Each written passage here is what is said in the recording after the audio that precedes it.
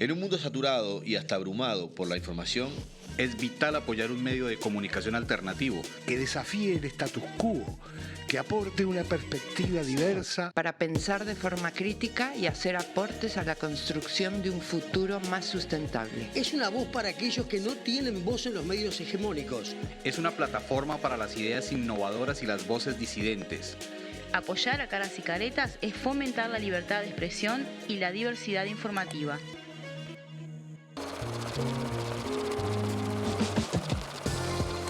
Muy buenas noches, estamos otra vez en Dato Mata Relato, el podcast de economía de Caras y Caretas. Hoy vamos a analizar la rendición de cuentas. ¿Cómo andás, Julieta? Muy bien, cada semana mejor. Regia. Bueno, hoy tenemos una invitada, nuestra primera invitada mujer del programa, sí. Pero además se presenta sola. Betiana Díaz, bienvenida. Bueno, muchas gracias por la invitación y la verdad que terrible honor ser la primera mujer invitada a este programa, así que la verdad que muchas gracias. Lo que pasa es que no sabés los nervios que pasaban los hombres acá acorralados sin poder salir de acá. No, nos pasó más de una vez que dice, se sientan entre las dos y me aprietan acá en el medio. No fue uno solo que lo dijo y me matan a preguntas, pero bueno, estábamos así hace tiempo con muchas ganas de que vinieras a charlar con nosotras porque en realidad mujer, joven, diputada. En política, diputada, en economía y nada más y nada menos que en la Comisión de Hacienda. ¿Y en qué Comisión de Hacienda? Betiana, contanos un poco cómo es ese mundo.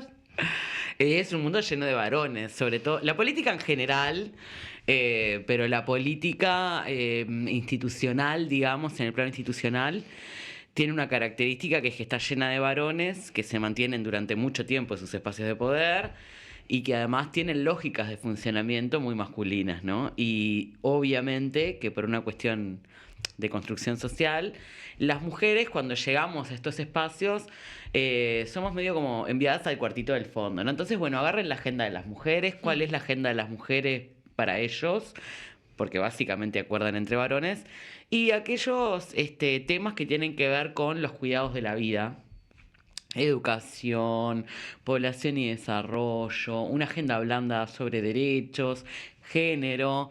Y bueno, a mí lo que me ha pasado en este tiempo, y esto es desde que soy parlamentaria, es que siempre trabajé temas muy masculinizados, por decirlo de alguna manera, en el imaginario de la gente, ¿no? Yo trabajo desde la legislatura pasada en la Comisión de Hacienda, es decir, todo lo que es agenda económica de un gobierno, pero además también trabajo en lavado de activos, trabajé en seguridad y convivencia, trabajé bastante temas militares, trabajé bastante, ahora estoy en la Comisión de Seguimiento Carcelario también, y los temas presupuestales además tienen una característica muy marcada, que es que las mujeres están ausentes de ese debate, es abrir una sesión de discusión parlamentaria y las únicas mujeres que prácticamente discutimos a dónde va el presupuesto somos las mujeres de izquierda. Y eso responde también a una visión sobre quiénes de alguna forma tienen la pelota, ¿no? A la hora de discutir dónde está la plata. Nosotros discutimos lo otro, bueno, cómo se ejecuta, cómo se cuida la plata. Pero bueno, de alguna forma mi organización entendió que estaba bueno también que hubiera mujeres que podían asumir estos temas. Y a mí como mujer joven en política y feminista, como me defino, creo que lo más importante que siento que puedo hacer es dejarles un espacio validado a otras, a las que vienen atrás, que es lo que han hecho muchísimas mujeres antes que nosotras. Y realmente creo que sea lo habitual, que una mujer joven pueda ir a plantarse en la Comisión de Presupuesto y discutir con el gobierno, con un ministro, con una ministra o con un director, de igual a igual. Es fundamental eso que vos planteás y me acordaba de un libro que hay de Julia Rosenberg, una historiadora argentina, que hay un libro que lo recomiendo que se llama Eva y las mujeres, y contaban justamente cuando las mujeres empiezan a acceder al Parlamento, que todos los que esperaban era que justamente vayan a educación, a salud, y que las tipas iban a discutir las Fuerzas Armadas, ¿no? Y eso como también las mujeres hablando de todo lo que no le dejaron hablar en toda su vida, ¿no? Es fundamental eso. Eso es fundamental porque, en primer lugar, las mujeres nos tenemos que ver en esos lugares. Y además también tenemos que lograr reconocernos como interlocutoras válidas para determinados temas, ¿no? No es lo habitual ver mujeres hablando de economía, ver mujeres hablando de la agenda del gobierno en términos de política económica o cuestionándosela. Y después pasan otras cosas, ¿no? Es decir, estamos subrepresentadas a nivel parlamentario, a nivel del Poder Ejecutivo, siempre en Uruguay, pero particularmente en este caso es muy obvio. Yo en el caso de la Comisión de Hacienda de Diputados soy la única mujer Sí, que estuve integra mirando la integración y comisión. justamente iba a eso, que sos la única mujer que integra la comisión y aparte, o sea, Y soy, estás repitiendo. soy bastante revoltosa. Además, soy bastante discutidora. No... ¿Cómo se dan esas, antes de entrar en los temas más económicos, pero cómo se dan esas discusiones? ¿Cómo ves a tus contrapartes en la comisión cuando vos te pones revoltosa, como decís, o discutidora, o planteas temas y te posicionás? Pasó por etapas, digamos, eso, ¿no? O sea, cuando Hay recién un proceso de llegué, aprendizaje, claro. ¿viste? Parece. Y el derecho de piso. El derecho de piso, yo llegué. Debe ser caro. Es carísimo cuando entras tarde a una legislatura y es carísimo cuando entras tarde, sos mujer joven y además caíste ahí medio que... pasó por etapas y, por ejemplo, me acuerdo que yo el primer año de legislatura prácticamente podía decir lo que fuera que nadie me iba a contestar. O sea, nadie iba a discutir conmigo. De hecho, tuve intervenciones así como así cuestionando la actitud de lo que entonces era la oposición y no pasaba nada. Y lo otro es que en una etapa posterior, digamos, la discusión se da de forma mucho más dura y más frontal, pero sí, a ver, en una lógica donde nosotros nos preparamos mucho para debatir. Las mujeres nos tenemos que preparar mucho más para debatir con los varones. Entonces yo lo que aprendí a hacer como para... que es horrible, porque en realidad muchas veces un varón que tiene mucho menos información tiene más credibilidad para hablar de datos, pero sin embargo lo que tuve que aprender a hacer como algo compensatorio es armarme de material que sustente lo que estoy diciendo.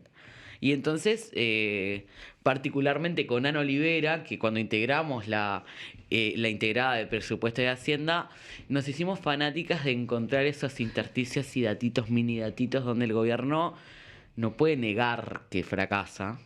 Uh-huh. Y entonces, chiviamos bastante, nos y Ana en eso es bien meticulosa también. Sí, con Ana hicimos una muy buena dupla, trabajando en particular desde el año 2020 hasta ahora, todo lo que tiene que ver con reestructura y financiamiento de políticas públicas, cumplimiento de metas, es decir, cómo fue la ejecución del financiamiento, cómo cumplieron esas metas, y después cómo se concilia lo que te dice el gobierno que quiere hacer, que va a financiar. Y a veces decís, para esto no tenés un plano, no tenés plata, ¿no?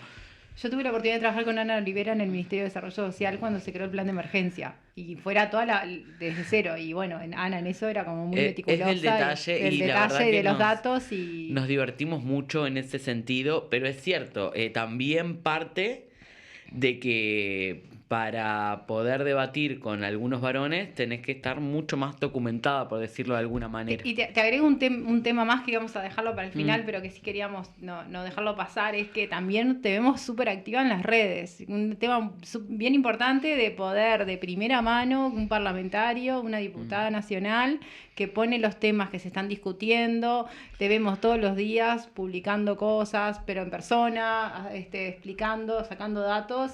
Y de primera mano, no tenemos que estar con medio de un medio de prensa y la gente sé que te escribe y vos le contestás porque...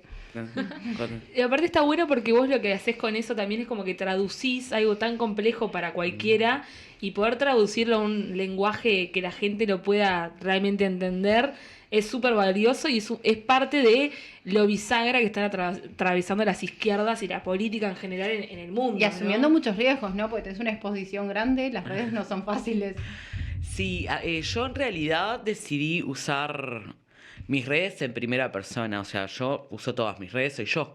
A veces el contenido puede ser más o menos artesanal y es porque la edición de video la hago yo. Yo aprendí a subtitular, a cortar, a subir. Y de hecho, me parece que a mí, por lo menos, ¿no? Tiene mucho más que ver eso, que parece mucho más rústico o mucho más artesanal, con la idea de político que yo quiero tener, de alguien que se dedica a representarme. Y no, yo no quiero hacer una política mirando cosas. ¿Vieron que las fotos de las cuentas oficiales de políticos son políticos mirando cosas? Políticos mirando al vacío, políticos mirando un pozo, cortando una cinta, mirando un cuadro, con alguien que lo filma. Yo digo, me imagino cuando ves esas tomas de que te filman de atrás y me imagino a la persona que viene atrás del político filmándolo y decís...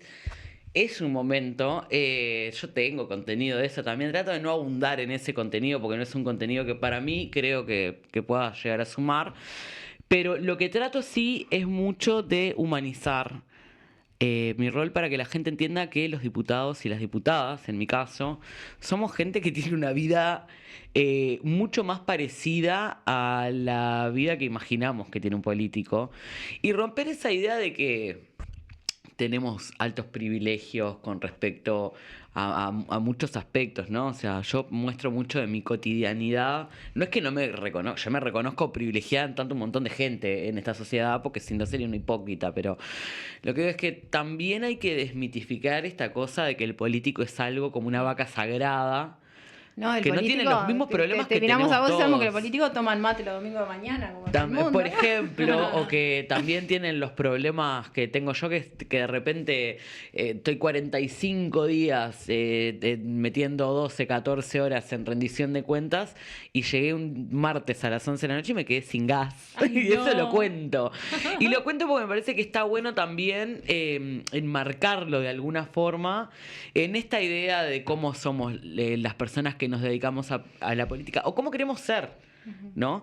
Y lo que decía Julieta, yo le pongo como mucho esfuerzo ahí va, a hacer como una traducción mucho más sencilla de problemas que no son tan complejos. Yo sí quisiera hablar en difícil, podría hacerlo, podría estar horas hablando a Lorisi Tagliani sin decir nada, pero en realidad a mí lo que me importa es que hay conceptos que son básicos que toda la gente tiene que entender, porque de alguna forma eso ayuda a entender que lo que pasa en ese mármol que parece lejano, frío, impenetrable, nos afecta la vida todos los días. Y a veces demasiado. Y a veces demasiado. Vos sabés que justamente en eso queríamos aprovechar de invitarte a vos para que nos contaras, pues, claro, estar en la Comisión de Hacienda, ahora habiendo pasado rendición de cuentas, son horas y horas. Ahora que nombraste todas las comisiones que están, no me dio el día para calcular las horas, pero para explicar un poco cómo es ese proceso de la rendición de cuentas en el Parlamento, estas discusiones, los cambios, qué se da, porque, bueno, uno a veces... Uno sabe más, otro sabe menos, sabemos las etapas, pero queremos contar un poco más en cómo funciona eso y antes de entrar un poco más a los contenidos, la importancia de la rendición de cuentas en el Parlamento, el rol de la Comisión de Hacienda, y bueno, un poco eso para antes de entrar más que nada en los contenidos y por qué ha sido tan importante y fundamentalmente esta rendición de cuentas que ahora viene un año electoral y esto nos deja trancadito un tiempo. Sí, en primer lugar... esta rendición de cuentas es particular porque es la última con posibilidad de incrementar el gasto. El año que viene va a haber una rendición de cuentas que son 2 renglones. Es balance de ejecución presupuestal, ingresó tanto, gasté tanto, ya está. Ahí se termina. No hay ni una gran exposición de motivos, ni un gran desarrollo. Puede ser que algún tomo más o menos de evaluación de la gestión, pero eso después termina mucho en memorias anuales de evaluación de la gestión. Es decir, este mismo esquema por el cual todo el gobierno viene a explicar en qué gastó la plata, cómo amplió o disminuyó el impacto de diferentes políticas públicas, cuáles son los cambios que hizo, que está por hacer. Ese esquema no se repite más. Y además los fondos que se fijan de financiamiento de las políticas públicas, en esta rendición particularmente, financian hasta el año 25, donde el Frente Amplio, que va a ganar el gobierno, de eso yo estoy convencida, cuando asuma va a tener que asumir con esta previsión presupuestal, con posibilidades de reforzar o no el gasto, pero de alguna forma también va limitando la posibilidad que yo tengo de darle mi enfoque a lo que es el financiamiento y desarrollo de diferentes políticas públicas en el Estado, como es seguridad, salud, educación, las que conoce todo el mundo, pero también hay algo que tiene que ver con una forma que ha tenido este gobierno de discutir, que es este gobierno, en esta administración hubo muy baja producción legislativa. Bajísimo. muy baja. Y eso yo lo siento, primero porque realmente a mí me gusta como tener un ritmo de trabajo un poco más pesado y más productivo, pero además porque me lo puedo comparar perfectamente con lo que fue la legislatura anterior, donde a mí me tocaba estar del otro lado y ser diputado oficialista. Y este es un poder ejecutivo que manda pocos proyectos. Es un poder ejecutivo que además no tiene la seguridad de que sus proyectos vayan a prosperar en el legislativo. Y esa es una característica del gobierno de la calle. Es un gobierno de coalición. Es un gobierno que si no toma este método de decir, bueno, te mando proyectos con una deadline, ¿no? Es decir, bueno, tal día vos tenés que tener aprobado este proyecto, como fue la ley de urgente consideración, como son las rendiciones de cuenta, y por eso meten todo para ahí adentro. No tenés cómo aprobar con acuerdos muchos y hay proyectos. muchos temas que cuando quedan dentro de la rendición de cuentas a veces pasan escondidos. Hemos comentado algunas cosas.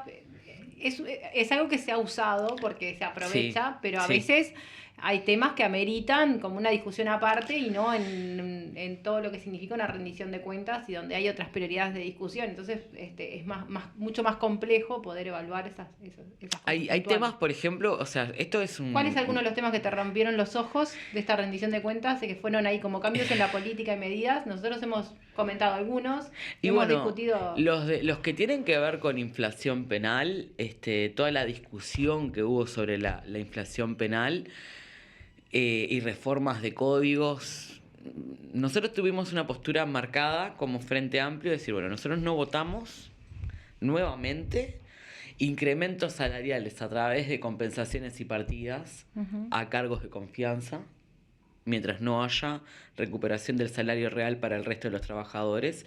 Y lo otro era, no vamos a reformar códigos vía rendición de cuentas. Claro. ¿No? Y hubo de todo. Acá se reformó el código minero, el código aduanero, se reformó el código penal, se reformó TOCAF, es decir, hubo una serie de modificaciones normativas que no tienen que ver estrictamente con una cuestión de rendición de cuentas o de discusión presupuestal, ni siquiera con un gran enfoque puesto en lo que es el diseño de la gestión, porque si hay algo que tiene este gobierno es problemas para poner un diseño claro en la política, ¿no? Y eso es parte de los problemas que vemos.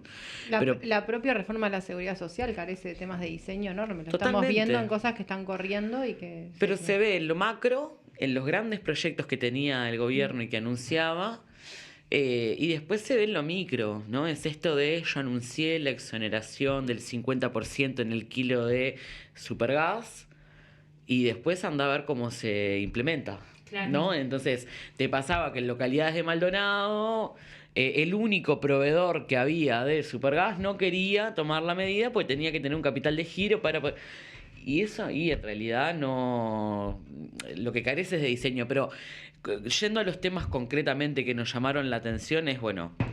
En primer lugar, los de inflación penal nos rompieron los ojos en términos de que habla también de una forma de hacer del gobierno en términos de lo que es la seguridad, pero no porque a nosotros nos asuste la inflación penal, sino porque es una discusión para dar desde el sistema político, pero que no va acompañada nunca de recursos necesarios.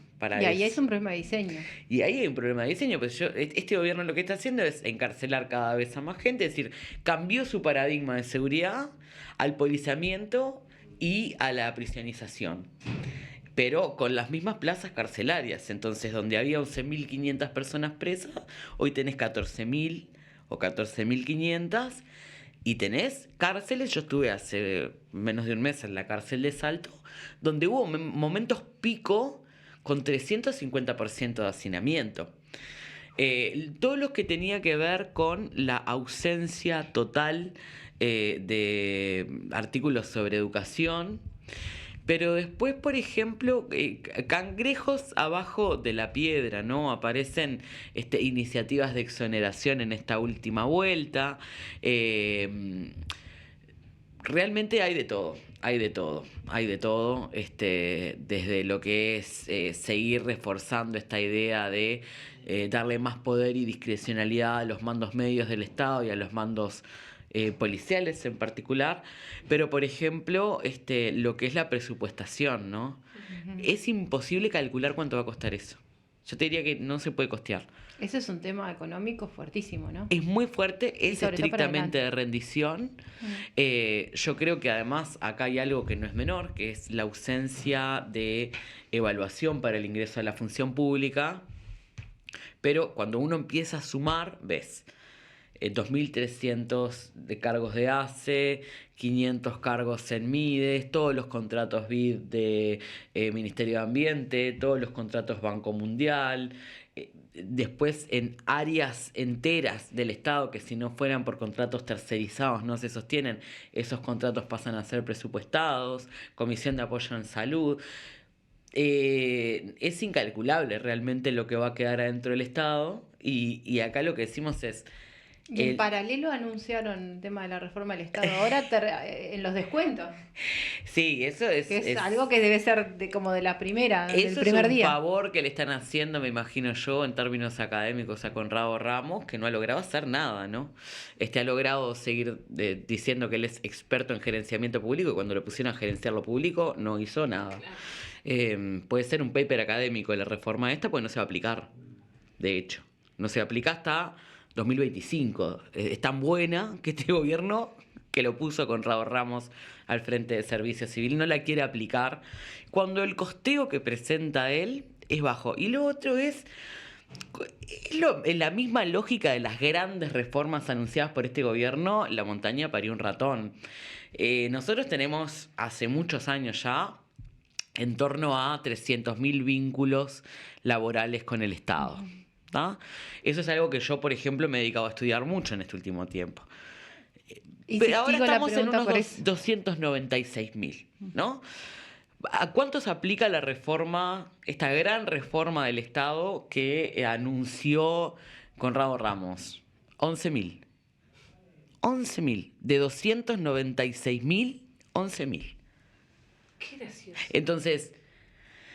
realmente el alcance... es, claro, la grandilocuencia en el anuncio. Hay un tema ese con los datos, ¿no? Lo vemos en muchos discursos, presentaciones, hablan de reformas, de luces largas, de grandes, y después cuando uno va a ver los números son mucho más chicos. Como el plan avanzar, ¿no? Que era asentamiento cero y en realidad no abarca ni 20% de los asentamientos del Uruguay.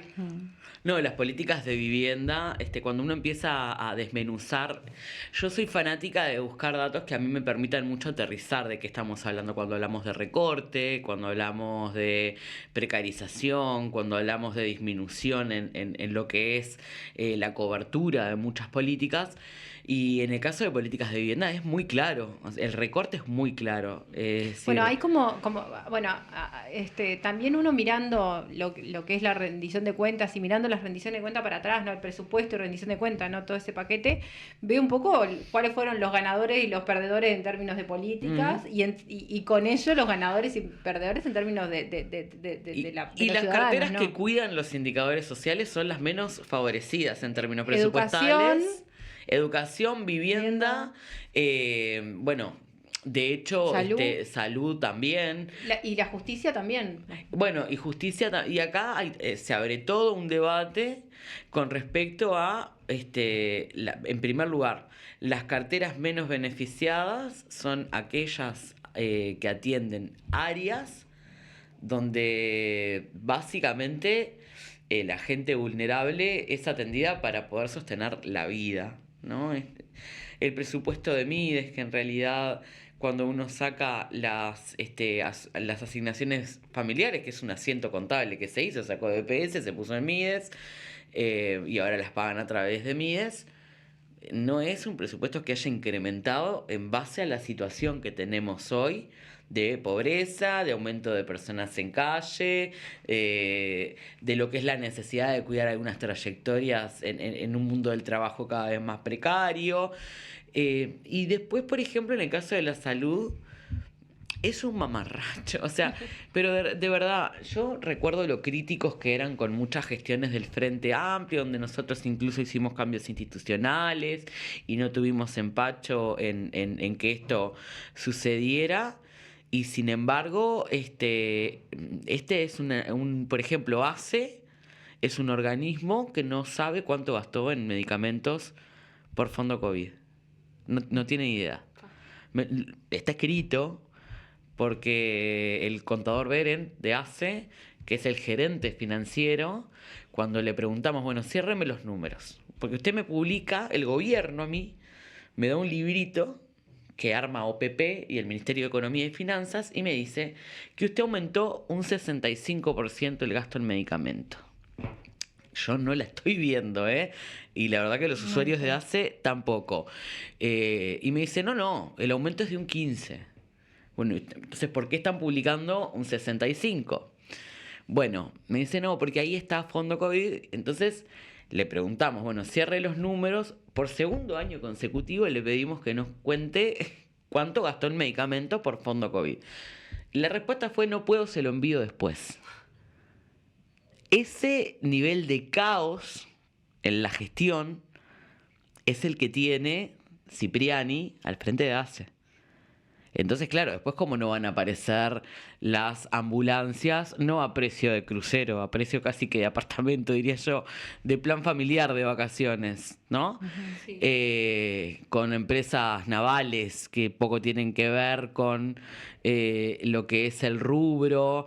Entonces, vemos que en lo que es el manejo de los datos duros, ¿no? de la rendición, es muy poco probable que este gobierno porque ya estamos como en una discusión de, ¿no?, llorar sobre la leche derramada, pero fue una cuestión de plazos. Pero era muy poco probable que este gobierno lograra mejoras en su gestión porque no conoce sus datos de gestión. Y sin conocer Entonces, datos, ¿cómo imposible. evalúo para corregir, no? Bueno, una cosa de esas que me parecía curioso también es el tema del presupuesto Arinda 2024. Que eso pasó el año pasado. Contarlo que... Eso pasó el año pasado y fue terrible porque a último momento, cuando estamos votando articulado, la gente no sabe, pero bueno, la rendición de cuentas viene, el proyecto de ley, que es el articulado de la rendición de cuentas, viene algo que se llama la exposición de motivos, ¿tá? Que es como el relato de cuál es el contexto de esta rendición.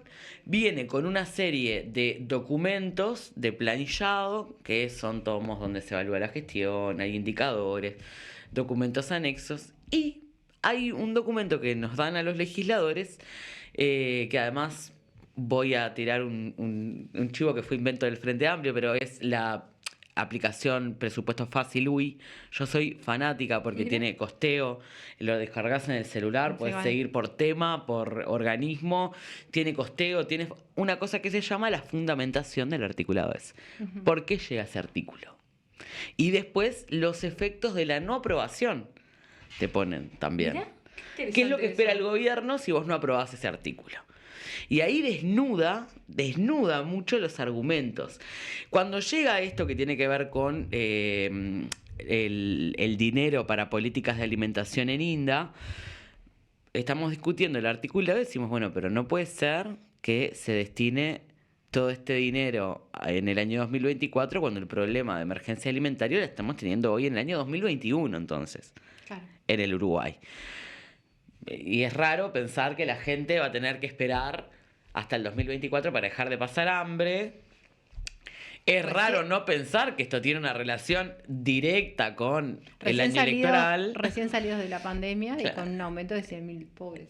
Por ejemplo, y además en ese momento estábamos como en un pico enorme de ollas, con el gobierno peleando contra las ollas, pero poniendo la plata para el año electoral, ¿no? Y nosotros decíamos, bueno, esto es arroz para todos o panaide, y salen con este plan de alimentación territorial que, bueno, que tiene errores de diseño también, ¿no? Es decir, el otro día estaba viendo en un programa de televisión una cobertura sobre una olla, y lo que decían los vecinos es, bueno, acá viene la gente con la bolsa, porque claro, hay alguien que está diseñando las políticas para atender a la población más vulnerable que no sabe cómo se vive la pobreza. Claro. Porque yo para cocinar en eso tengo que tener algún espacio donde cocinar, tengo que tener cierta infraestructura mínima, gas, agua, una olla, y si somos varios platos, tengo que tener por lo menos algún cubierto.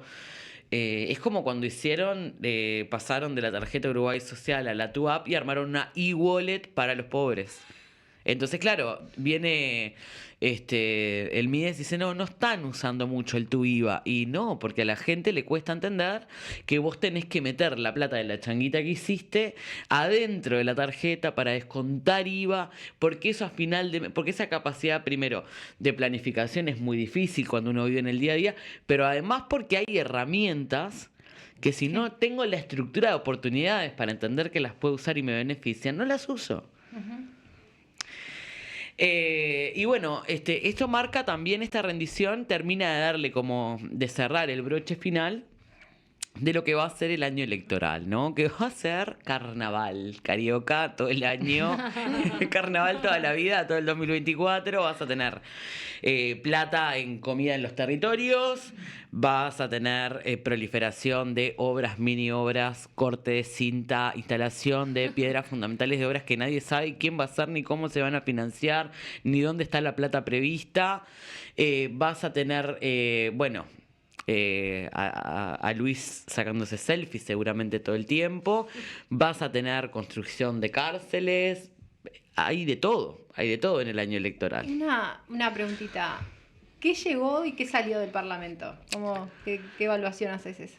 Bueno, llegó una rendición mucho más flaquita, por decirlo de alguna manera, en términos de libro, ¿no? Eran 442 artículos y se fue en 666.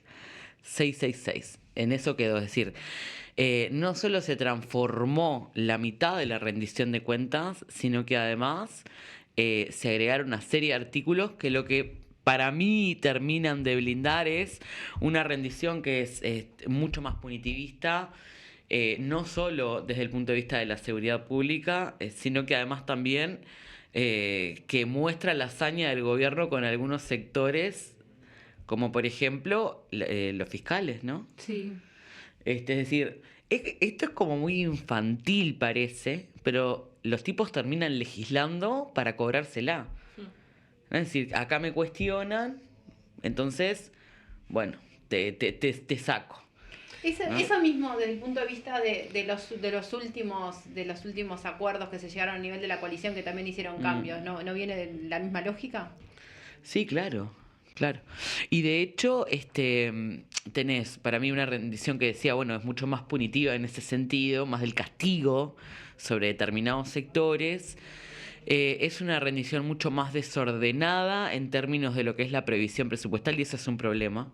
Bueno, eso te iba a decir. Es un problema porque lo que no hay es claridad a la hora de saber, bueno, ¿cuánto me va a costar a mí? Otra pregunta que yo tenía esta para hacerte es ¿qué temas van a quedar pendientes y qué problemas van a quedar post rendición? Porque lo que quede bien, bárbaro, pero me parece que tenemos ahí varios temas hemos hablado de temas de financiamiento, hemos hablado de temas de endeudamiento, hemos hablado un poco de la trampa, esto de crear una regla fiscal y después crear sí, mover los números para que me dé todo dentro de la regla. Claro, o que la regla fiscal sea una buena justificación para recortar en educación y en salud y en temas claves, y después genero otra figura que no entra dentro de la regla que puede darse, pero tiene que ser muy transparente, ¿no? Nosotros pedimos datos y realmente nos parece que, bueno, desde que salió de diputados ya hubo una diferencia muy grande con lo que entró. Pero pedimos que viniera el Poder Ejecutivo, en particular el equipo económico, a cerrar la rendición de cuentas. No a darle un cierre final a la cuestión administrativa, sino a cerrar, a conciliar. Bueno, ¿qué es lo que pasa con todo esto, no? Se reventaron partidas enteras que eran para esconder plata para poder distribuir adentro de la rendición, y entonces yo me pregunto, bueno, ¿cómo vamos a asumir las obligaciones de pago por disponibilidad de obras de PPP? Porque esa partida prácticamente desapareció y eran 63 millones de unidades indexadas, no era una partida chiquita. ¿Qué va a pasar con las partidas de judiciales, que ya se la reventaron la rendición pasada? Entonces ahora bicicletearon y pusieron más plata, creando una nueva partida con una derogación retroactiva, una cosa muy rara en términos legislativos. Cada gasto tiene que tener su ingreso, por lo menos su generación. Bueno, además... ¿y cómo se costean? ¿Cómo asume el Estado el costo de las presupuestaciones que está haciendo?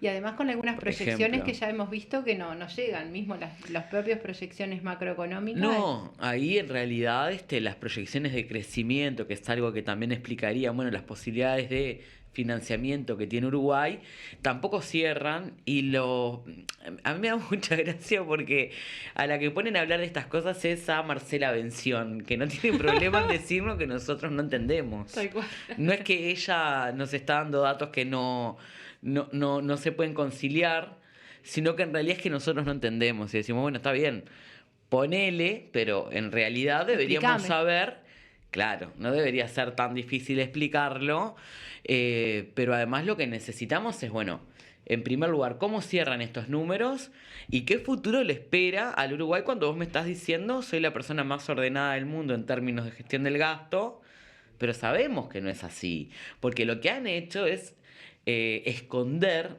en lo que ellos llaman afuera del perímetro fiscal, esta idea del perímetro fiscal, que instala Bención en las rendiciones de cuentas. Explicar un poco a ver cómo es. Claro, ella lo que dice es, bueno, todo lo que me cae adentro del déficit, ¿no? O sea, lo que yo tengo que en la registración fiscal está dentro de un perímetro, ¿no?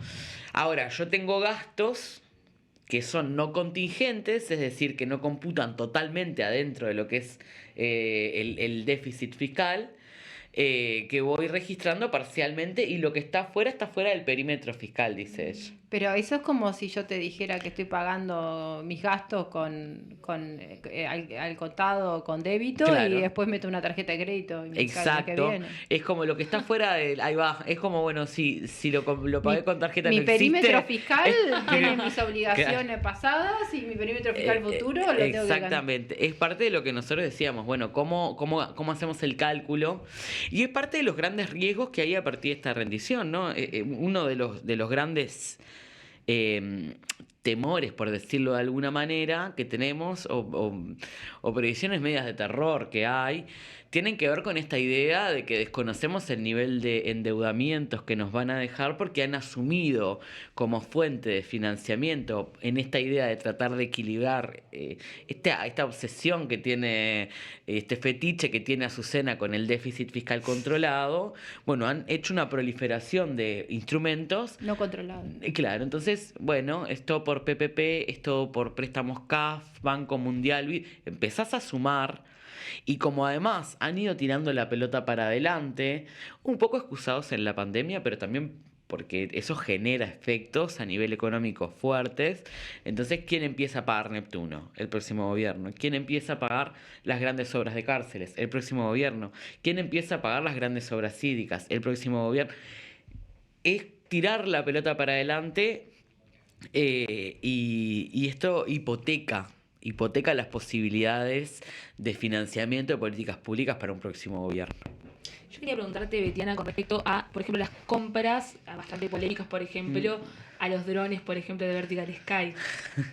Bueno, ahora tomó relevancia el tema. Yo no, Está en su salsa entre estamos totalmente. Yo la estoy pasando bomba, pero Ventile. no quería dejar de, yo lo mencioné esto en mis redes, no quería dejar de insistir en que todo esto surge de negocios privados con empresas públicas, ¿no? Es decir, ¿cómo surge el tema Vertical Sky? ¿Cómo termina formalizado hace unos días Marcelo Acuña por espionaje sobre Mario Vergara y Charles Carrera? Bueno, termina formalizado porque justamente lo que pasa es hay negocios con la UTE. Vertical Skies le vende un dron a la UTE, ¿tá?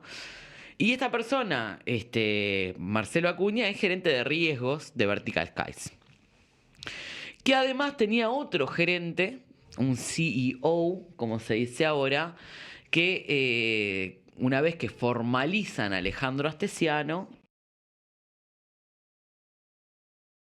y le incautan los celulares, y salta que había como una cuestión ahí de vinculación para poder hacer negocios y una plata que hubo y vino y fue. Lo denuncia también porque dijeron, yo le pagué a este hombre, ¿no?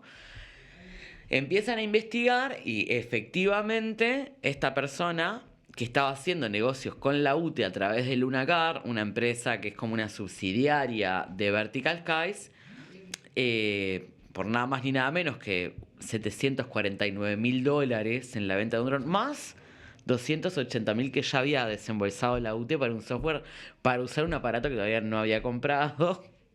¿Está?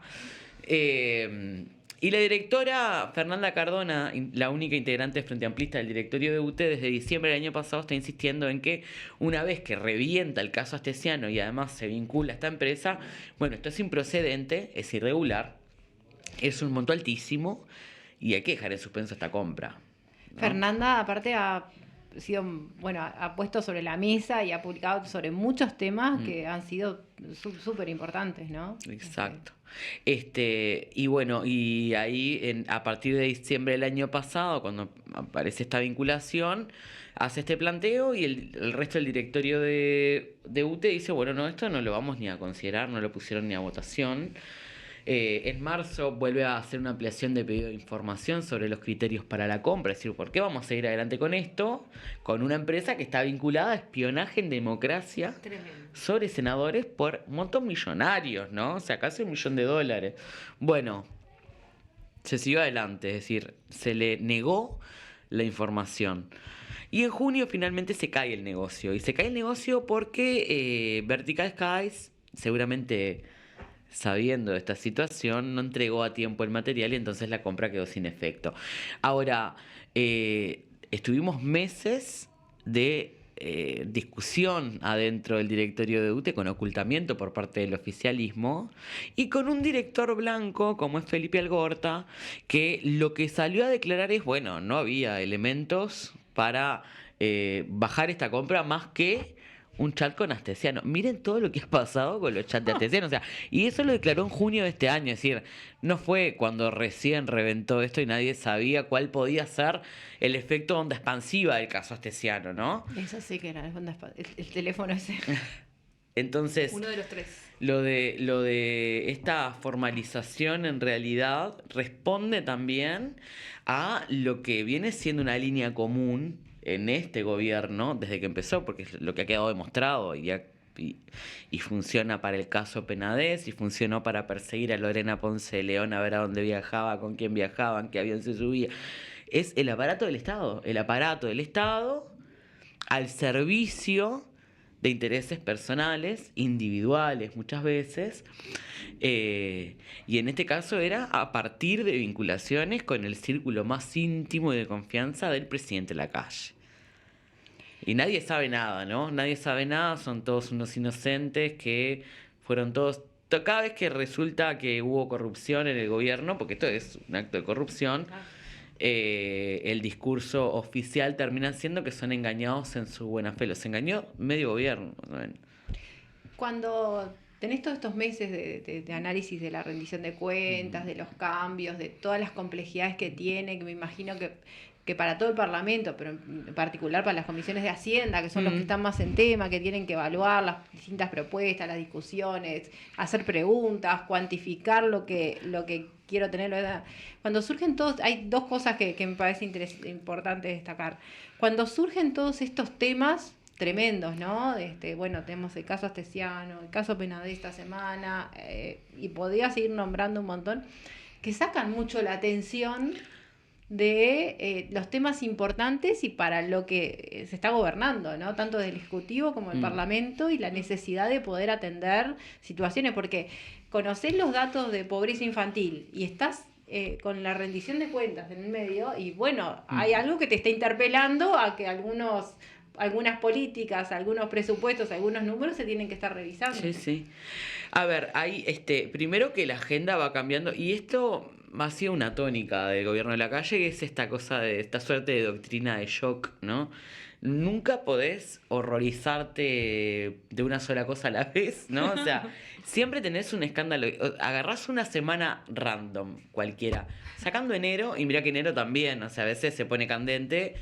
Tenés 4 o 5 temas de denuncia fuerte que vinculan al gobierno, al poder ejecutivo, a la familia Lacalle, a la calle Pou, al secretario de presidencia, a la custodia. Entonces, te sacan de eje y son tan graves como pensar en qué futuro... Porque la perforación de las estructuras institucionales y democráticas del Estado es gravísimo, ¿no? Porque aparte no sabemos todavía dónde termina esto, ¿no? Lo que decía yo, ese efecto onda expansiva, se abrió ese teléfono de Astesiano, era la caja de Pandora, y todavía falta que sepamos, ¿no? Pero te sacan de eje y además es muy ingrato el trabajo a veces de...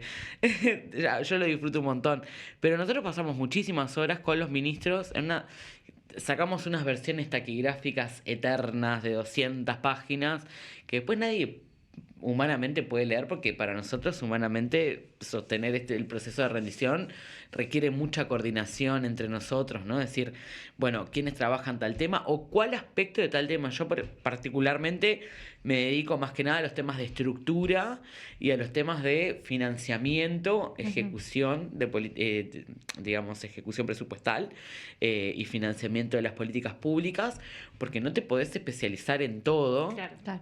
Porque tenés 45 días de carrera donde empezás a las 9 de la mañana, llegás a tu casa a la hora que llegás y llegás a leer para el otro día, porque a las 9 de la mañana vos tenés que estar preguntándole a los ministros, ¿no? Entonces, te sacan de agenda. Lo que sí es cierto que muchas veces te permiten instalar temas adentro de la rendición. Porque, por ejemplo, el lío en la unidad 5 nos permite de alguna forma discutir cómo estamos financiando el sistema carcelario en el Uruguay.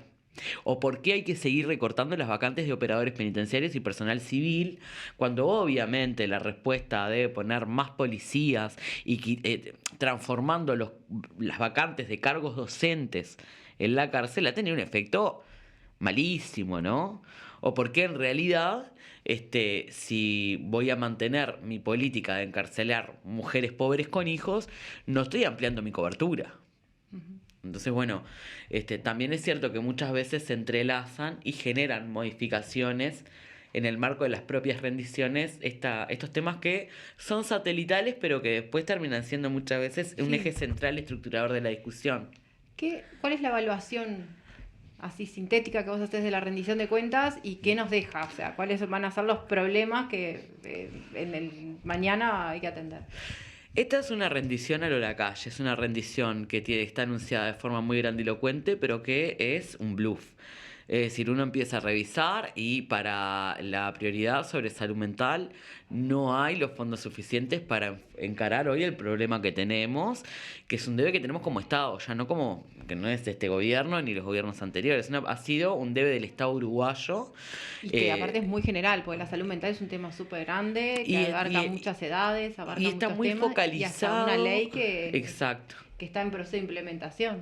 Sí, ni siquiera, porque este gobierno no ha no implementado nada ¿no? de la ley, no ha financiado nada de la ley. Nosotros, parte de los aditivos que proponíamos era decir, bueno, que todo esto se haga en el marco de la ley de salud mental, claro. ¿No? Porque en realidad salir a contratar mentores, salir a contratar organizaciones sociales como las Veraca, no está dentro de los protocolos de la ley de salud mental. No.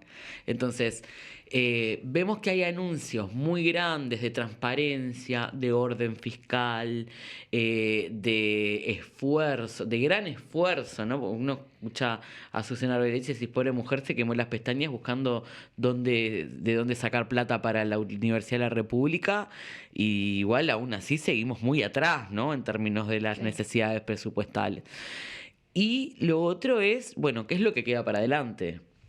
Queda un financiamiento de las políticas públicas que no es el suficiente para revertir los impactos de 3 años acumulados de recorte, y eso tiene impacto en la vida de las personas, tiene impacto en las trayectorias de pobreza, tiene impacto en las trayectorias educativas, tiene impacto en lo que han sido el debilitamiento de las herramientas para tener políticas activas de empleo más efectivas, para recuperar mercado de trabajo, para mejorar los niveles y calidad de vida. Y además lo que queda es, bueno, esto de tirar la pelota para adelante, ¿no? Y yo creo que este es el signo más claro de que el gobierno está en retirada.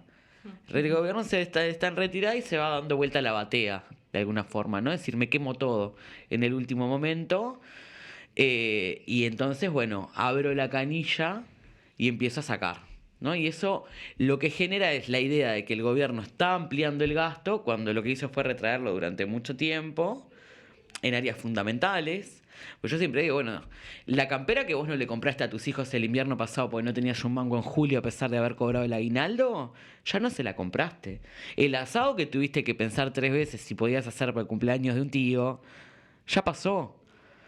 Ahora, este último año el gobierno lo que va a hacer es, bueno, tirar la casa por la ventana, y no lo va a hacer en la misma lógica de siempre, abriendo la canilla al último momento, sino que fue, yo siempre digo, a esto le llamo el cumpleaños de 15, ¿viste? Que vos tenés una gurisa que va a cumplir 15 años y vas juntando pesito por pesito, y vas trayendo una comprita de acá y otra cosita y vas distribuyendo. Bueno, el gobierno hizo lo mismo con su año electoral, que es su cumpleaños de 15.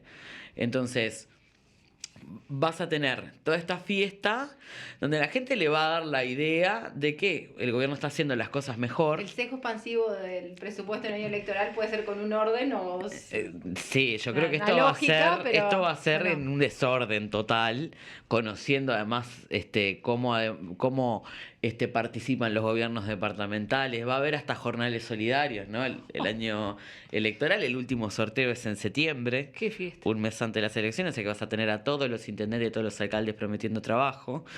Y además lo otro es, bueno, esto nubla las posibilidades de dimensionar los riesgos a futuro con todo lo que nos queda de endeudamiento para poder decir, bueno, esta es mi base. A partir de acá, ¿yo cómo sigo? Uh-huh. ¿Cómo refuerzo las políticas para primera infancia? Porque la primera infancia, la pobreza en la primera infancia no es casual. Los gurises no salen de un repollo, salen de hogares pobres. ¿Cómo voy a financiar la educación? ¿Cuál es mi apuesta al Uruguay a 5, 10, 20, 30 años? Eso es lo que queda, la incertidumbre. Yo te quería preguntar, Betiana, porque ya nos estamos quedando un poco sin tiempo, estamos como ya terminando. Primero agradecerte porque es un placer tenerte acá y queda abierta la invitación a cuando quieras venir. Yo quería, me parecía importante... igual ya comprometerla para dentro de un tiempo. Un podcast semanal. Sí, vos venís cuando quieras, Betiana. No, pero nos conocés, ¿viste? Para ver cómo sigue esto, ¿no? ¿Cómo sigue la fiesta? A ver si me sale bien nos trabamos. ¿Cómo está el cumpleaños? ¿Cómo está el cumpleaños 15? Vos que sos diputada, capaz que nos conseguís invitaciones al cumpleaños 15 del gobierno. Claro, obviamente. Acá va a haber invitación para todo el mundo. El clientelismo de Salto Grande, me imagino que... Totalmente. Bueno, y hablando de Salto Grande, no quería que nos fuéramos sin mencionar los casos de Salto Grande y también, bueno, el caso Penades, que también vos estuviste en la votación de la expulsión dentro de la legislatura. Y bueno, para poder terminar, porque me parece que son temas que no podemos no mencionarlos, aprovechando que estás acá. Bueno, lo ato con lo mismo, ¿no? O sea, esto es el clientelismo y la utilización del Estado para sí. Y esto es la lógica del herrerismo en el gobierno. Es la lógica de este herrerismo y es la lógica del herrerismo de los 90. Nosotros ya sabíamos que venían a hacer esto. A mí lo que pasa es, yo esperaba poco y aún así me desilusionan, porque de verdad no puedo creer que sean tan corruptos. Y acá la palabra corrupción es la única que hay que usar. Porque después suena mucho más lindo hablar de patronazgo, hablar de clientelismo, pero todo es corrupción. Es decir, acá hay todo el tiempo una utilización de los recursos públicos para el beneficio personal o el beneficio de mi círculo partidario más inmediato. Salto Grande es eso, es... el financiamiento de una estructura partidaria que le permite a Albizu hacer una campaña a la Intendencia de Salto repartiendo plata en los clubes de fútbol del litoral, inaugurando obras, haciendo fiestas, contratando periodistas, porque además inventó un instituto, porque lo que nosotros sabemos es lo de lo que trascendió públicamente, es lo de los 36 contratados. Ahora, contrató justo a los periodistas de los programas más escuchados de la radio salteña a dar clases con salarios altísimos en un instituto que no tiene sede, por ejemplo. No. Y estamos hablando acá de remuneraciones de 180.000 pesos en periodos de 6 meses. Acá hay plata repartida por todos lados, ¿no? Y bueno, el gobierno no ha dado señales, hasta ahora renunció uno solo y creemos que en realidad, si tuvieran decencia y ética, deberían irse, deberían renunciar. Y con respecto al caso Penades, en la misma lógica, pero acá con algo que trasciende, digamos, esto de los recursos públicos, ¿no? Y es este pacto del poder y el sentimiento de impunidad, ¿no? A mí me llama la atención cómo a la gente le sorprende darse cuenta de que quienes sostienen redes de explotación y trata son gente poderosa. Siempre son gente poderosa en general. Siempre son gente que tiene una vida y una trayectoria política o empresarial intachable, encantadores. Y además cuesta creer que después de todo lo que ha pasado desde que surge la denuncia contra el senador Penades hasta ahora, todo el mundo fingió demencia. Todo el mundo dijo que no sabía nada. Y en todo este tiempo, lo que fue quedando en evidencia es que había mucha gente que sabía cosas. Entonces, ayer yo escuchaba al Partido Nacional y en particular al herrerismo hablando de, bueno, pero tenemos que estar orgullosos por la fortaleza de las instituciones.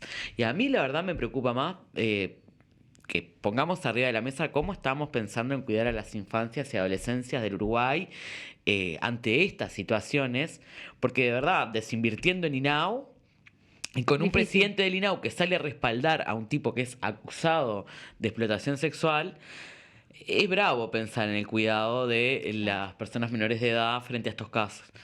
Pero bueno, me preocupa mucho más y estuvo ausente esto en la discusión. Entonces, creo que como sociedad nos debemos discusiones mucho más profundas, pero bueno, termina siendo de alguna forma un misil que debilita al final casi del último año importante de legislatura, o el año que viene es de campaña electoral, la imagen del gobierno de la calle.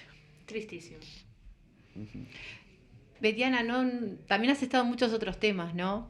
Y aparte has sido impulsora de mucha cosa. Queríamos mencionar, porque tuvo poca difusión, todo lo que fue el tema de la ley de detalles, que no tuvo que ver con exactamente la rendición de cuentas, pero no queríamos, capaz que da para todo otro podcast y otra Mirá, yo tengo la conversa. excusa para el próximo. Sí, ya tenemos, así que ponerle fecha, pero la verdad que te tiraste con un tema interesantísimo, distinto y rompiendo muchos códigos, ¿no? Sí, y sobre todo en una lógica de ampliación de derechos, que era lo que no había tenido hasta ahora en Uruguay la discusión sobre ley de detalles, porque no es la primera vez que se discute una ley de detalles. Hace 15 años casi que estamos discutiendo leyes de detalles en Uruguay y nunca salió ninguna. Pero de hecho las anteriores tenían una lógica mucho más centrada en el cuidado de la industria y de los consumidores, sino de una perspectiva de derechos. Y con Colectivo Diversa, que es un colectivo de sociedad civil organizado que nos plantea este proyecto, lo que pusimos fue una mira mucho más grande en, cuáles son los impactos del no acceso a detalles en la vida de las personas en un momento donde además todavía estábamos en pandemia cuando a mí me traen este proyecto y era mucho más evidente lo que estaba impactando en la salud mental de las personas. Primero, la gordofobia internalizada que tenemos como sociedad, miedo a engordar, el miedo a tener que hacer ejercicio solo para compensar que me comí un pan de más. Y después lo otro, el impacto en la distorsión que yo tengo de mi relacionamiento con los demás y con mi propio cuerpo y lo que represento cuando me quedo afuera de los talles. Y la gente piensa que esto es un tema muy frívolo, que no tiene, por ejemplo, los más fanáticos de la vieja agenda te dicen, no, porque esto no tiene perspectiva de clase. Ah, no. ¿Qué no va a tener? ¿Cómo no va a tener esto? Pues, por ejemplo, una persona que... Me voy a poner un ejemplo muy claro. La Mondonga es otro colectivo que trabaja con el tema diversidad corporal, pero sobre todo con temas de gordodio y gordofobia. Y una de las cosas que hacían era el ropero gorde. ¿A nadie se le ocurrió pensar cómo se visten las personas con corporalidad gorda que no tienen dónde vestirse?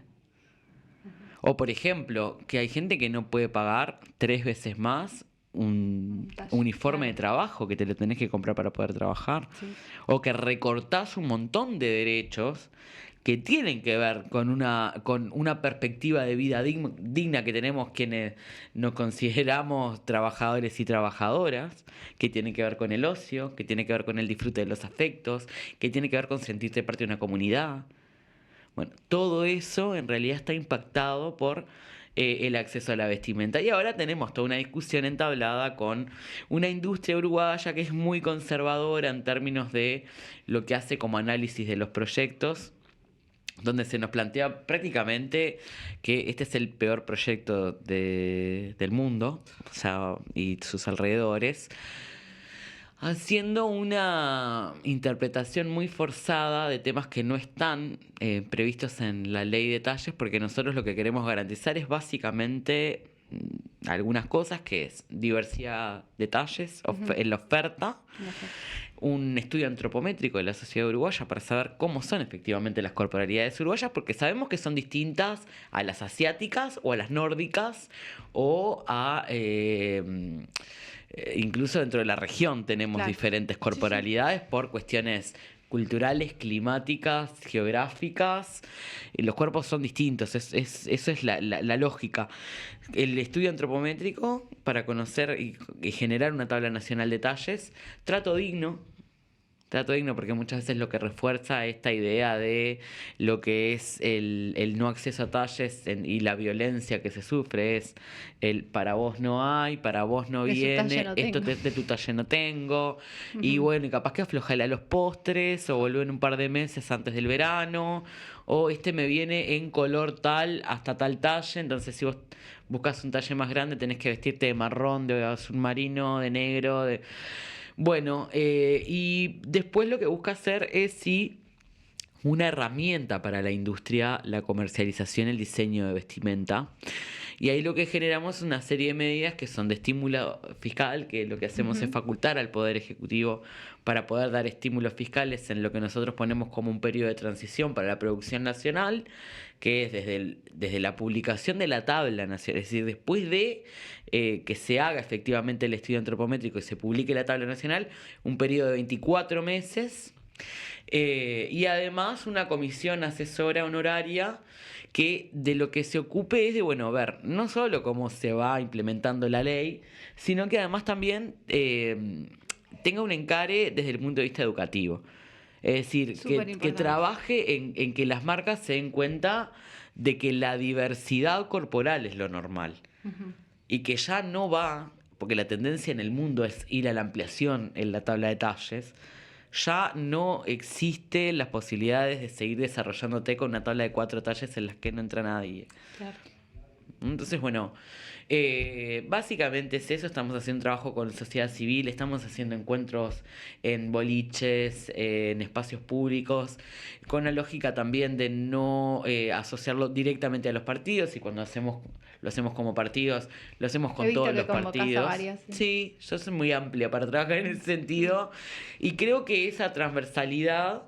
Te agradezco la referencia al tema, no era por lo que te habíamos llamado, pero me parecía que era una buena oportunidad para conversarlo porque está poco difundido y... Está muy interesante en realidad. Ahora ¿Vos crees que la gente joven, te digo los niños, hoy en día tienen mucho más naturalidad con la diferencia de talles de cuerpo que lo que era hace 20, 30 años? Sí, yo toda mi vida tuve una corporalidad gorda y de hecho... Me pasé mi adolescencia en uno de los peores momentos de paradigma de cuerpo, que era la delgadez extrema, donde yo me acuerdo que miraba... Con nuestra diferencia de edad lo comparto. Yo tengo 35, o sea, yo tengo 42. Yo de 25 también lo comparto. En los 2000 la figura era, yo me acuerdo, yo miraba los videoclips de Cristina Aguilera, y Cristina Aguilera tenía el mismo tamaño con su pelo que en sus caderas. ¿No? O sea, o Britney Spears eran como unos cuerpos hiper flaquitos. La vuelta a eso, ¿no? Que es el tiro bajo, el vientre plano, ese ahuecamiento entre las piernas que buscan las mujeres. Eso va moldeando la idea de cuerpo que uno quiere tener o el que desearía tener. Y eso también va moldeando la oferta de la moda, ¿no? Claro. Entonces, Yo, por ejemplo, no encontraba, nunca jamás en mi vida, mi madre nunca supo coser nada y me hizo un pantalón, me acuerdo, para que yo pudiera tener un pantalón Oxford porque no había en mi talla en ese momento. Y yo soy un talle porque dentro de las corporalidades gordas hay privilegio, que consigo tallas, es un talle entre 38 y 42. Y siempre fui más o menos este talle, o sea, y en ese momento, estoy hablando hace 20 años, pero no existía ese tipo de talles en modelos para adolescentes. Y hay otra cosa que es... Yo me acuerdo de la época que te pisaba los pantalones porque eran larguísimos. Claro. Y después lo otro es esta idea de que sí, hoy hay una circulación de discursos que es mucho más amigable con los cuerpos, que en mi época no existía. O sea, yo miraba un tipo de contenidos en televisión donde las corporalidades gordas seguían siendo ridiculizadas y violentadas, donde nos vendían que las corporalidades gordas eran personas que no eran gordas, por ejemplo, donde no había discapacidad representada en los medios. Entonces, bueno, yo creo que hoy hay sí una suerte de aceptación de esa diversidad que sigue estando muy bueno. Esto es como del impulso y el freno, ¿no? Ah, sí. Cada vez que yo avanzo y entonces veo a una Ashley Graham desfilando en Victoria's Secret. Bueno, sí, a mí me parece que ese es un poco washing, es un poco careta lo que hacen, pero prefiero eso a que no haya nada. Claro, totalmente. ¿No? Es decir, prefiero que haya mujeres con estrías y con rollos desfilando en las mejores pasarelas del mundo, porque eso igual, por lo menos se empieza a cuestionar un orden que nos afecta a la vida, ¿no? O sea, que nos afecta muchísimo.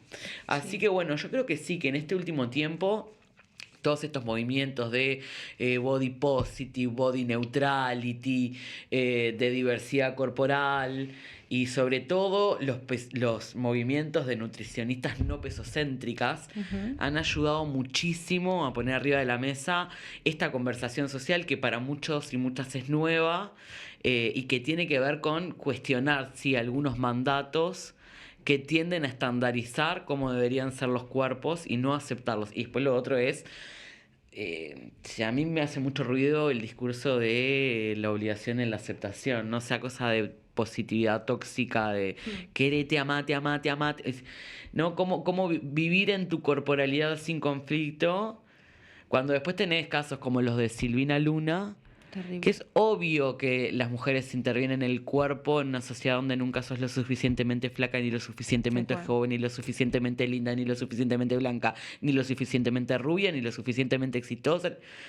Es terrible. Es terrible, porque aparte conectás toda tu felicidad y toda tu vida depende de eso, ¿no? Es como muy frágil. O condicionás mucha cosa, ¿no? Exactamente. Es enfermizo. Realmente es terrible. Bueno, nos fuimos de tema. Muchas gracias, Betiana. Nos encantó estar contigo, nos encantó charlar. Bueno. Y bueno, nos cuesta a veces tener mujeres acá charlando de economía. Bueno. Así que bueno, muchas gracias. La tenemos que seguir. Bueno, muchas gracias y quedo a las órdenes, obviamente, yo la pasé bárbaro también y bueno, tenemos bastante para hablar de cara a lo que va a ser el cierre de este año y el año que viene estamos en campaña electoral, así que vamos a tener temas seguro. Pasa que lo que nos ha pasado es que, elegir temas de economía y conversarlos es complicado, pero tenemos temas siempre, ¿no? Siempre. Pero bueno, acá también lo que importa es de alguna forma, en mi caso, tener estos espacios para sacar del mármol lo que yo entiendo que hay que sacar del mármol, que es cómo afecta la vida las decisiones que son de política y una económica. cosa más, uno le escribe a Betiana y Betiana contesta enseguida. Siempre contesto yo, soy yo la que contesto, así que sí, gestiono mis redes. Bueno, muchísimas gracias, esto fue Dato Mata Relato y nos vemos el próximo lunes. Nos vemos el lunes, que hay un programa re lindo también. Chao. A las 8 nos vemos.